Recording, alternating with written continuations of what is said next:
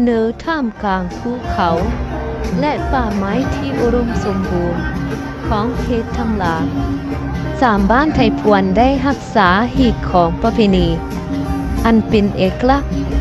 ไว้อย่างเหนียวแน่นหนึ่งในนั้นก็คือบุญกองฮดงานบุญประจำปีที่จัดขึ้นในเรืองซี่ลาวซึ่งเป็นสัญลักษณ์แห่งความสามัคคีและการสืบทอดมรดกวัฒนธรรมอันยาวนานบุญกองฮดเป็นงานบุญที่หมุนเวียนจัดขึ้นใน3บ้านคือบ้านธรรมลาเตอบ้านธรรมลาเหนือและบ้านนากูดในแต่ละปีบ้านเดอเป็นเจ้าภาพก็จะกะเกี่ยมจัดงานอย่างสุดความสามารถด้วยการร่วมแรงร่วมจือของประชาชนทุกครอบครัวภายในบ้านบ่ว่าจะเป็นทางด้านแห่งงานวัตถุเงินคำการบริหารจัดการและการบริการแขกงานบุญดังกล่าวในอดีตเพียงแต่เป็นโอกาสเพื่อชาวบ้านเนื้อ3บ้านได้มาพบปะสร้างสรรค์และก็เป็นการแสดงออกถึงความเคารพต่อบรรพบุรุษพร้อมทั้งเป็นการสืบสานหีบของประเพณีอันดีงามแต่ปัจจุบันได้เปิดโอกาสให้คนทุกคนเนื้อสารทิศโลกได้เข้ามาเที่ยวชมทั้งอยู่ในสถานที่และโลกโซเชียลมีเดียเพราะว่าผู้ที่มาเที่ยวชมมักจะไลฟ์สด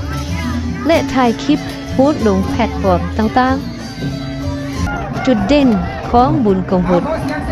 แม่นการแห่ขบวนอย่างยิ่งใหญ่ของกองฮดพระสงฆ์องค์ฮดกองกฐินกองพระป่าสามัคคีบั้งไฟการห่างยาวที่มาจาก2บ้านที่บ่แม่นวัดเจ้าค่ะการแห่ขบวนอย่างยิ่งใหญ่ดังกล่าวเป็นการเชิดชูถึงมหาทานของเจ้าศรัทธาทั้งมีการฟังธรรมเทศนาครบงานตลอดคืนหลังจากหงเจ้าจึงได้ตักบาตรและถวายกองทานคือพระสงฆ์และวัดบานเจ้าภาพพร้อมทั้งจัดการแข่งขันจูดบั้งไฟเฉลิมฉลองผลสำเร็จงานบุญในอดีต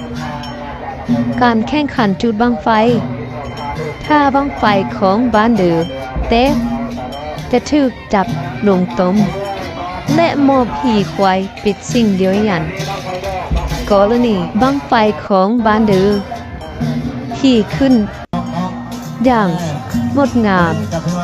และได้รับเสียงโหเสียงแซวจากผู้ชมผู้เสียหลายถือว่าเป็นผู้ชนะและจะได้รางวัลคือหัวควายนอกนี้ในงานบุญยังมีการแสดงศิลปะวัฒนธรรมพื้นเมืองเฮ็ดให้บรรยากาศของงานเต็มไปด้วยความเบิกบานม่วนซื่นและความสามัคคีบุญกองฮดบ่เพียงแต่เป็นงานบุญประจำปีของ3บ้านเขตทำลาในการรักษาและสืบทอดวัฒนธรรมอันเป็นเอกลักษณ์ของตนในยุคสมัยที่เต็มไปด้วยการเปลี่ยนแปลงการที่บ้านในเขตทำลาไทยพวนยังคงรักษาหีบของประเพณีอันดีงามไว้ได้นั้นเป็นสิ่งที่น่าสมเสยและเป็นแบบอย่างที่ดีให้แก่คนรุ่นหลังบุญกองฮดเป็นสิ่งที่ยั่งยืนถึงความสำคัญทางด้านวัฒนธรรมส่วนเมืองในการเชื่อมโยงคนเนื้อ3บ้านเพื่อเป็นอันหนึ่งอันเดียวกันและเป็นการสร้างความเข้มแข็งเพื่อแก้เขตทำลาหวังว่าบุญกองฮดจะคงอยู่คู่กับชุมชนไทยพวนทำลาตลอดไป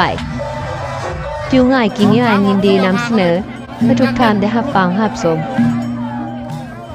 อยู่ง่ายกินง่ายดีอกดีเจอนำทีดีไท ให้พวนคิดทำบานอย่างอนุรักษ์รักษาฮิตของบุพวินีได้เป็นอย่างดี สุดหัวใจมากลายบ่มีมือเบียสาวนะกูจะงามเพราะเลียสาวทำนาเนียก็งามติดใจผู้สาวนาอาคำจันเป็นงามบ่อยากจากใครมักลายสาวทำนาใต้เฮ็ดจะได้เป็นแฟน